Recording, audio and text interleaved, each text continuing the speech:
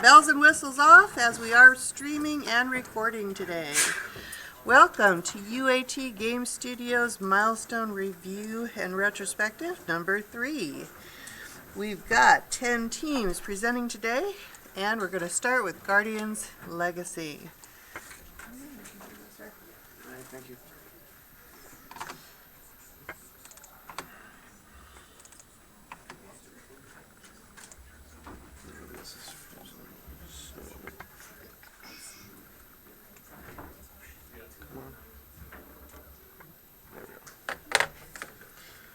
Hello everyone, I'm Kyle Davis, the lead for Guardians Legacy, and this milestone we focused a lot on actually trying to meet our feature complete and also trying to start getting the backbone for what our content is going to be based on. So if we take a look here, there's not a lot that has changed in our main hub city, but I can tell you that it is a lot larger as now, if we teleport over to some of our areas, we start getting a lot of the areas white boxed for what our actual content's going to be. So this is one of the areas that's going to eventually become something that you go through as you're going through your tutorial, along with our forest area as you start out the game with. We're trying to get our main structure so that once we start getting straight to quests, we can start just putting everything in place and figuring out the tempo of where everything belongs and what's going on in each area. Along with this, we also have some of our dungeons and stuff ready for figuring out what we're going to do with them. And the first one was, last time we showed you the castle, but now we can show you part of the castle interior and go through all of the different rooms that we have. We have some of them blocked off for right now, and we're working on our movement system again to make sure that that feels correct. But we have managed to get quite a lot through this as well. It's just one of those things where there's just so much to do that we're trying to get everything up and running all together at once. So once we start getting farther with this, we'll be able to show you what every area is going to thematically look like and what some of the other areas will eventually constitute of as you're going through. Along with this, we also have been working on our combat, getting stances and some of our items up and running and ready. And along with this, we've also started to get a large portion of our node system done that we've put on the back burner for a while, which is the puzzle aspect that you get to use within the overworld. So for this, we've set up one of our base puzzles here. And if we show it off, we have our targeting radius, and if we charge into this, it should knock it over. This is actually one of our nodes that we have in our inventory called Rush that allows us to do this. And each one of these different nodes that we then use allows us to create different puzzles that you then have to solve in the overworld, use for side quests, or just get extra items that we reward the player for preparing for.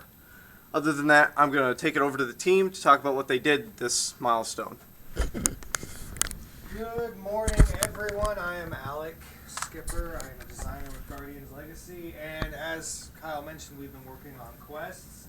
I've been working on the people that will give you those quests and your rewards. I'm trying to make them more realistic and believable people, and I'm trying to also build an overarching story that you'll experience as you go along.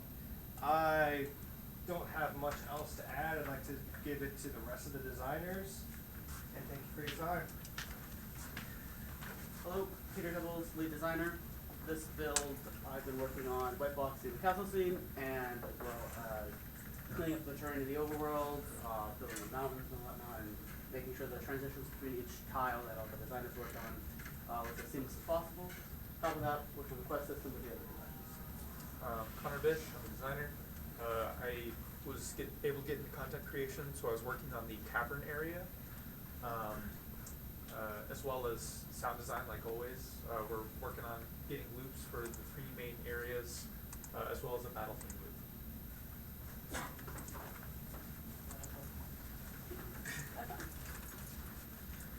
Hello, I'm Brendan Lima, artist. I started working on the castle interiors and finishing up some minor props for inside. Okay. Hello, I'm Harley. I've been working on the mocaption for our character, and we just got the running and walking cycle down. sound and build, sadly, but also I've also started on the creature designs and creature animations, and hopefully those will be coming soon. Hello, Zachary Patton, artist and primary texture artist.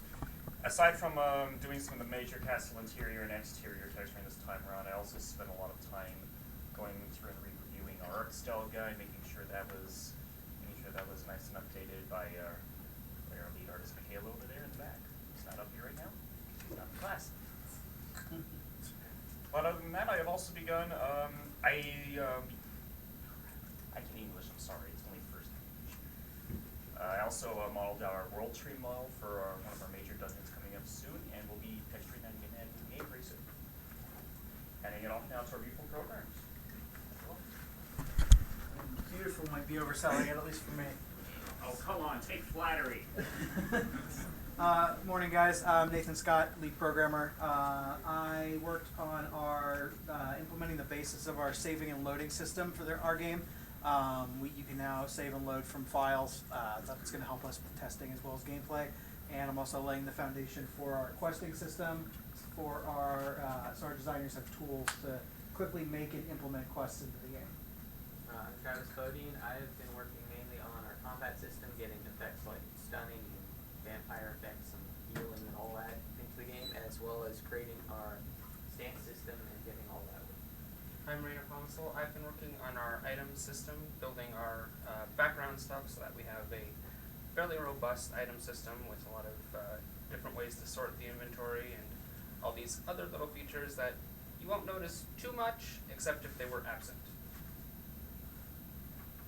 That's it. Great. Back to you, Pat. Thank you, guys.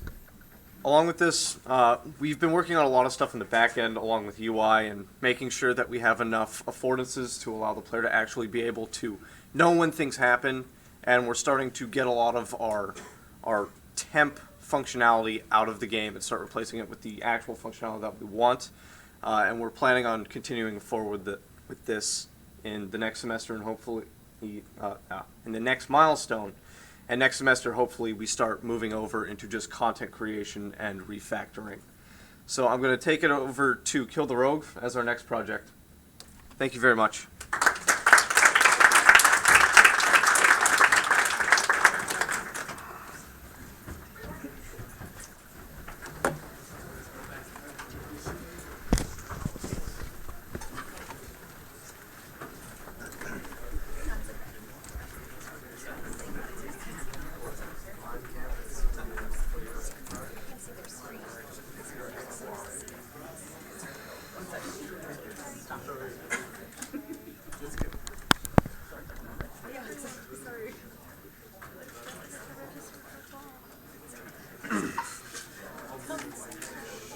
Alright.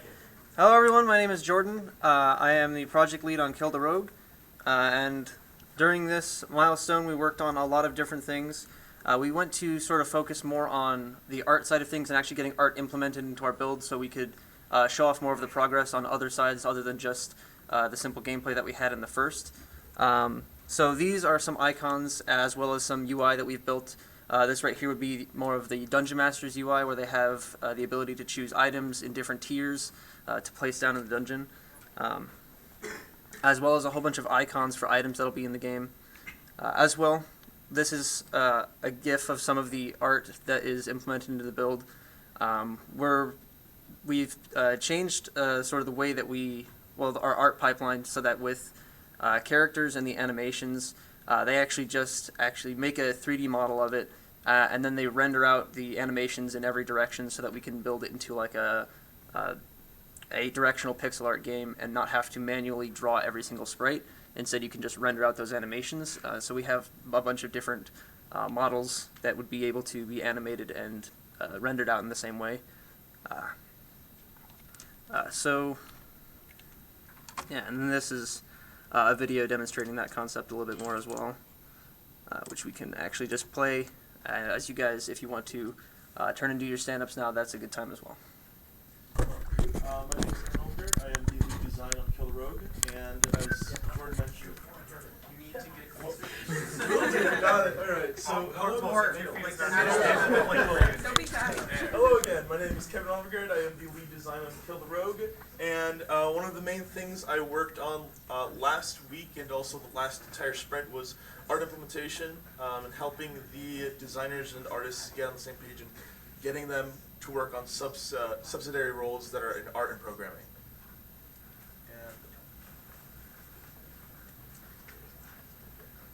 Hello, I'm V. Griffin. I'm a designer on Kill the Rogue. Especially this build, we've been, or at least I've been doing a lot of the UI implementation, getting the Rogue and the DM UI up and into the build and functioning and making sure it looks all good. Right now I'm going to start focusing getting more into the build and adding more art assets and making sure our values and that the icons for the DM so that they can start seeing what they're placing down and all that is going to get into the build.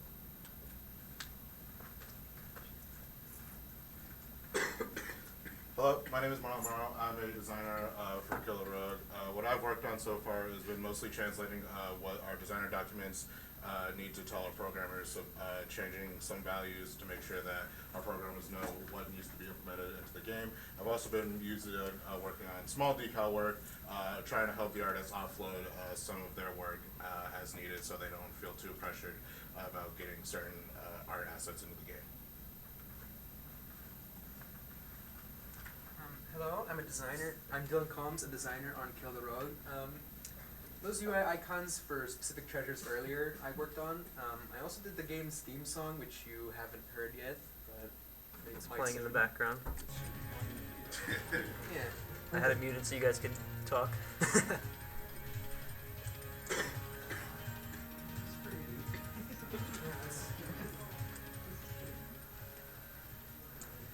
Hi, my name is Chris Stevens, and I'm one of the artists on the game. So far I've been working on the environmental assets for walls, floors, and decals for a couple of different rooms. And I'm continuing on with this with creating a variety of different rooms for our game. Greetings, I'm John Pratt. I'm the artist here for Kill the Rogue, also known as Dungeoneer, not anymore, rest in peace. I worked on these fabulous enemies that should be appearing on the screen sometime soon, eventually. Oh, you restarted the video. That's great. Anyways, I worked on all 4 of those, including that skeleton. These should be animated. Thank you very much. Hello, my name's Daniel McCord. This is off to a great start. My name's Daniel McCord, the art lead for Kill the Rogue, not Dungeoneer.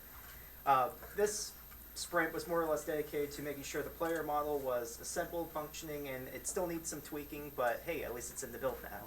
Pass it back to Jordan. One more. 2 more. Good try though. Everyone forgets about the programmers. Hello, I'm Ross Hall. I'm a programmer on Kill the Rogue. I mainly worked on the inventory system, programming the UI so that you can switch between panes for the enemies, the maps. Map generation, I'm also in charge of that. The node system for the DM. You can click them, then attach maps to them. I also worked up on being able to pick up items and then being displayed in the UI. That's pretty much what I've been doing this sprint. And last but not least, I'm Jacob Riggs, a programmer here on Kill the Rogue. What I've been working on is like the simple battle mechanics, so they can hit each other. The enemy, our little test dummy right now, and the rogue can hit each other with damage modifiers on the enemy right now. Working on getting those damage modifiers on the rogue. I also built some scriptable objects for our designers to go in and start building the enemies and the items for the rogue to pick up and kill. Alright, I think that's about everything we have to show. So up next is Siphoners.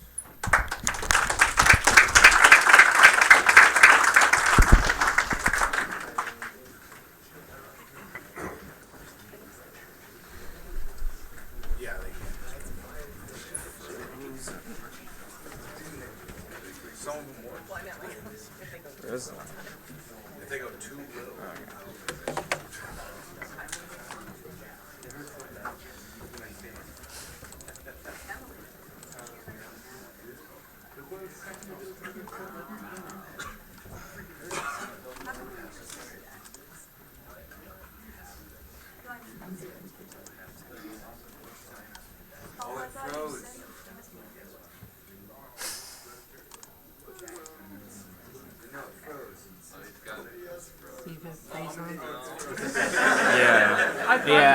I didn't turn it on.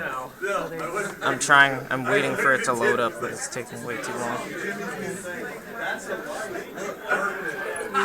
You're fine now. Huh? Okay. Okay. Is it in the background? What's going on? It's not even like on.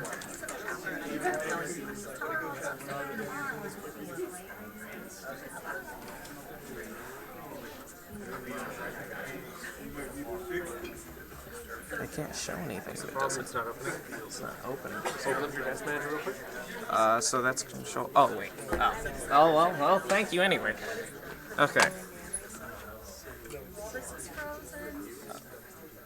Okay. Well, morning everyone. Good morning.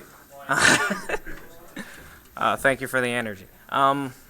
So one of the many things that we focused on for this build is UI and like fixing up some of the measurements for things, because usually before our menu and the bars and the buttons weren't always like evenly spaced. They were kind of close, but now some dedicated people have made sure to fix that.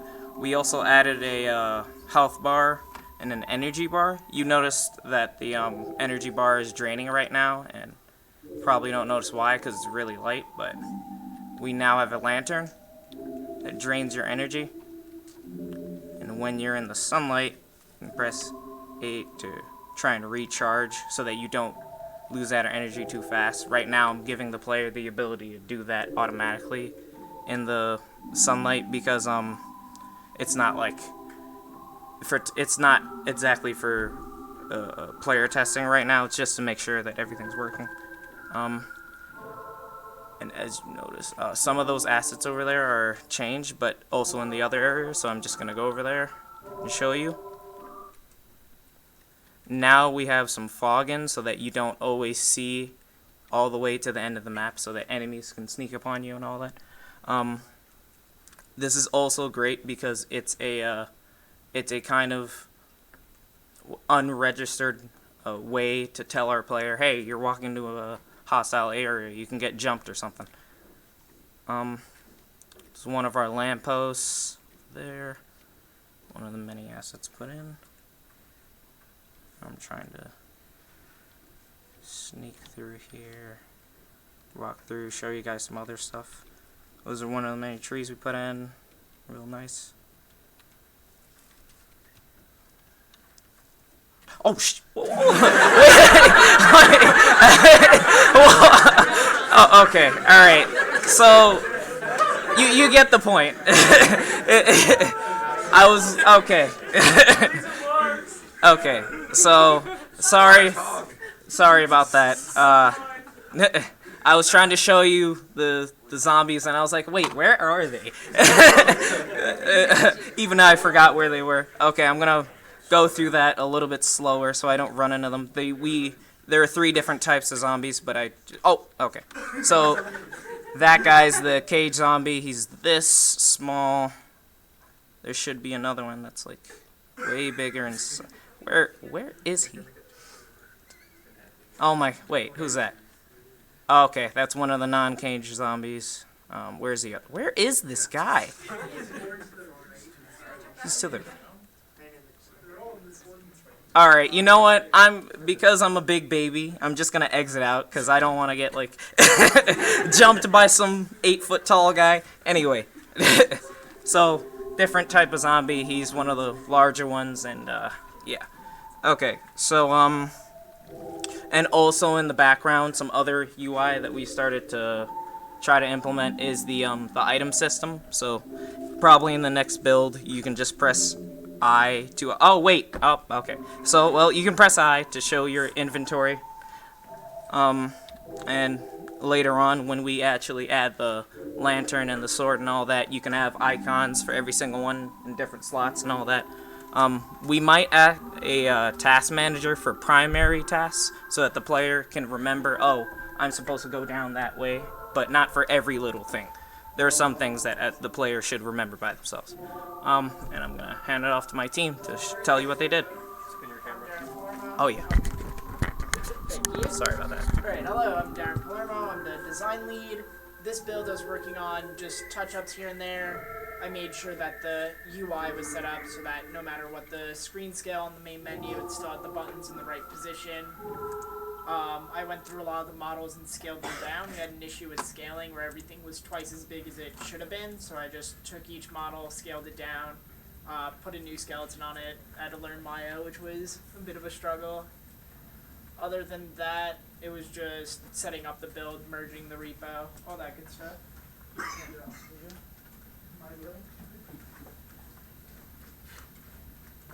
Hello, I'm William. I'm a designer on Siphoners.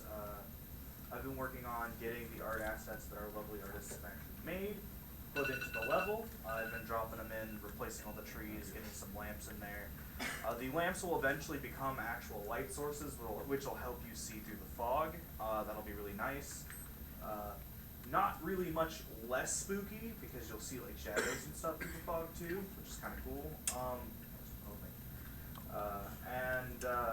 I also have been getting the level design documentation for the half of the level that I've been working on up to snuff and looking really good. Hello, I'm Nathan. I'm one of the designers on Siphoners. What I've been working on wasn't really much on the build. It was more on the paper side. So I've been working on the LDD, the paper mapping, the critical path, as well as overlooking some of the lore and starting some of the lore, and also looking over some of the quests that some of the designers have designed. I'm Kenny, I'm a designer. I didn't really work with the levels themselves, but I worked mainly with the lore of the game itself, along with the questing for some of the areas in certain levels. Morning, my name is Grant Wagner. I'm a programmer for the team. I basically helped tweak some of the scripts, but what I was really proud of was the fog. Since we're a horror game like I wanted, we got that jump scare. This actually isn't definitely got me. The fog that we're going to use. I'm working on a different system right now to give it some more eeriness and more jump scares. I'm Brian Block. I'm like the only artist that's here today on our team. So I'll be speaking for the lead artist. I worked on the houses for the game, which Will implemented, and they aren't in this build, I don't think. And then we also worked on some other things, such as a werewolf enemy, and a few other things which I didn't work on. Sebastian worked on, and then Emily worked on some trees, and that's about it.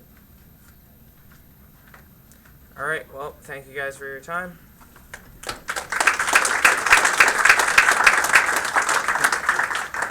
Oh, God dang it. What the? Did I open that like 3 times? Oh my. I don't know. He's proven it can run on any computer. Just had to make sure. It's a stress test. Gray area, come on up.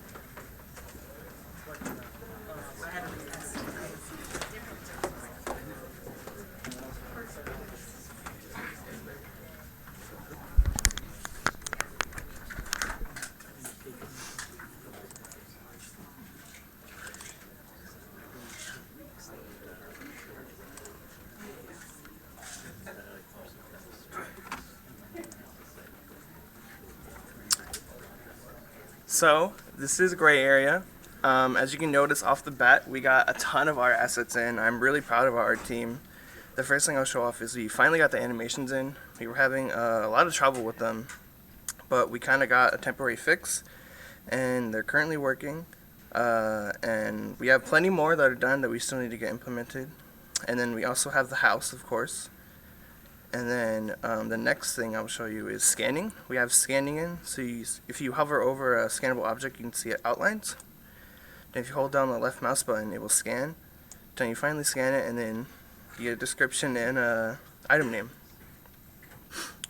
And then I'll also show you one of the new powers we've implemented, which is mind control. If we walk up to Greg here, you can see we can take control of Greg, and we can move around with him. We can send Greg to the corner because he's been bad. And then next, we got some of the narrative. All the narrative has been designed and fleshed out for our new level. And part of the narrative is This is Greg's daughter, and you need to scan her for her memory, and you will witness her memory through an astral projection. And once you scan it, it will start moving.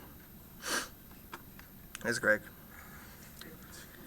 And so she will lead you to a hidden portal, which you will see. It's currently not working. We're implementing that next build. And as we wait for this, I can show you off some of the amazing art assets that we've made. I'm really proud of the art team. They've done amazing this sprint. It's great. And so down here, she leads you into a portal, which if you scan it, you'll see it is a hidden portal which will lead to a lab, and that would be the next part of the narrative, and that is currently not implemented yet though. And then we also got the inventory UI all set up.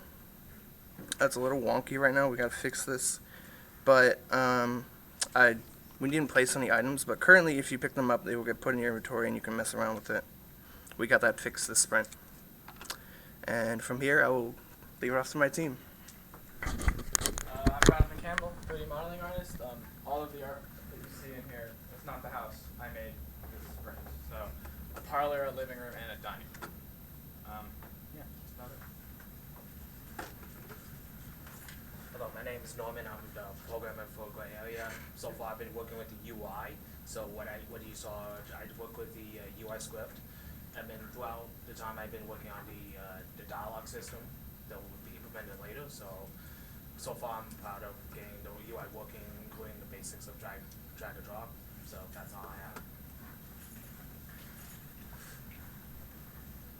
Hello, my name is Tucker, and I'm a programmer. What I did was I worked on mind control you saw earlier, but I also worked on teleportation and telekinesis. I don't know if it got implemented in this build yet. And then I also just finished checkpoints this week, and currently I'm working on saving. Some of the struggles I had was I had trouble making the objects like throw, but eventually I got it done, and I was pretty happy about that. Yeah, that's pretty much it. My name's Raul Montes, and I'm the designer level designer in Gray Area. And in this build, I worked on fleshing out the narrative with the astral projection and how it'll look like, and how it can lead the player down to the basement and all that.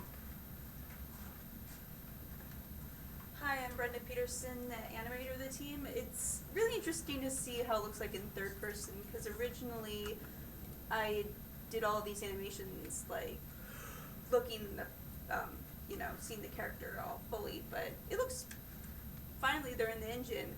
What I focused on this past sprint was actually reskinning the skeleton and renaming the skeleton and binding the mesh, so there was an issue with it reading the previous one, but it looks like it works now, which is all the rekeying wasn't a waste of time, so I'm happy that it worked.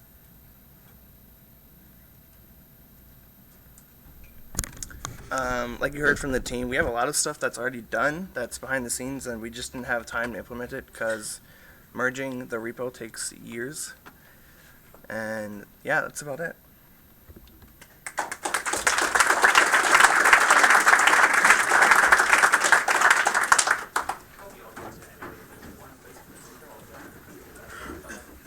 don't want to get humped by the CIA. Yeah, let generations do that. Yeah, that's what I was concerned about.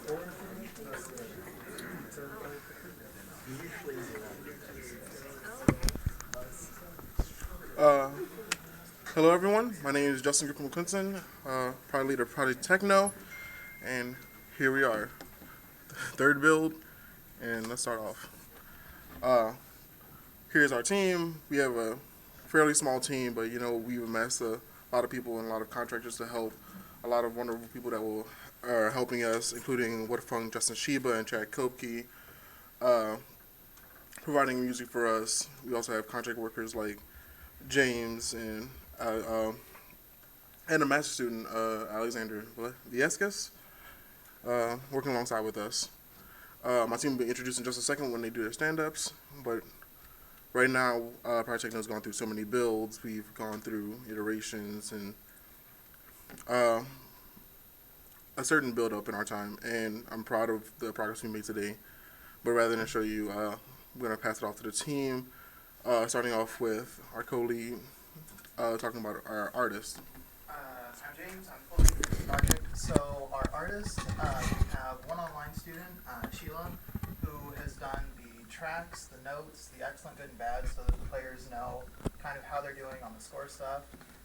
She's also done a font for us for the game, so we don't have to go out and draw out, menu, pause, all that stuff. We can just type it out now, so it goes a lot quicker. James Matthew, one of our contractors, he's been doing characters for us, and we also have some UI, so we can look at implementing a character selection screen for the next sprint. Hello everybody, my name is Isaiah Sanchez. I've been working on more, back-end stuff, getting the main menu on a separate scene, that way it's not all in one scene and we're just hiding it and unhiding it. That way when we do quit it and go back in, we can actually restart the level and it's not glitching out or not loading the notes and stuff like that. Just easier to reload the scene.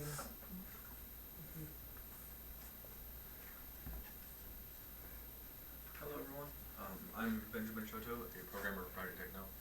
What I worked on this sprint is what you're seeing here. It's the rework of our echolocation system. I've just been working with a general shader to get it working. It's pretty difficult, but I'll get it done. I'm Tyler, one of the designers, and what I've been working on is setting up this map and getting it textured, and then trying to add the obstacles to the street while keeping it a little open, and then adding some extra assets on the sidewalks for visual purposes, and trying to make it look as nice as possible. Hi, I'm Brandon. I've been working on the actual Beats game and getting it to work with everything and the scoring and all that. I'm currently working on actually improving it. Alright. And as I stated before, Mr. Sheba is currently still working and producing tracks for us. #VRock, because he's been a real trooper with us, keeping up with us, and making sure that this game is a major platform for both of us. And as of course, you can find us on Twitter, Facebook, and Instagram, and follow along with our progress. Thank you for your time.